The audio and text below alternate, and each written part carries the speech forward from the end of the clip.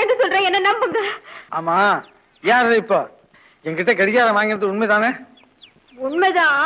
ஏன் நீ போய் சொன்ன? என்கிட்ட கடிகாரம் இல்லையே. கொடுத்த கடிகாரம் என்ன ஆச்சு? அது எங்க அண்ணன் திருடிக்கிட்டு போயிடுச்சு. சேச்சா, அண்ணன் ஒரு திருடனா? அது நல்ல அண்ணன் தான். அந்த பக்கிரி பையதான் அதை கெடுத்துட்டான். நான் திட்டுனேன், அது ஓன்னு அழுவுது. ஆனா என் உயிர் போனாலும் சரி, உங்க கடியாரம் வாங்கி கொடுத்துட்டு தான் முழு வயிறு சாப்பிடுறதுன்னு என் கடவுள் கிட்ட சத்தியம் செய்துட்டேன்.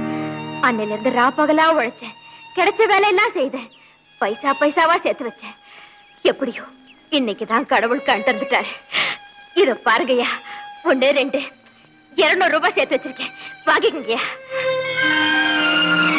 என்னய்யா அப்படி பாக்குறீங்க? உங்க கடியாரம் என்ன விலை ஜாஸ்தியா? கடிகாரத்துக்கு விலை ஜாஸ்தி இல்ல, உன் புனிதமான உள்ளத்துக்குத்தான் விலை மதிப்பே இல்லை.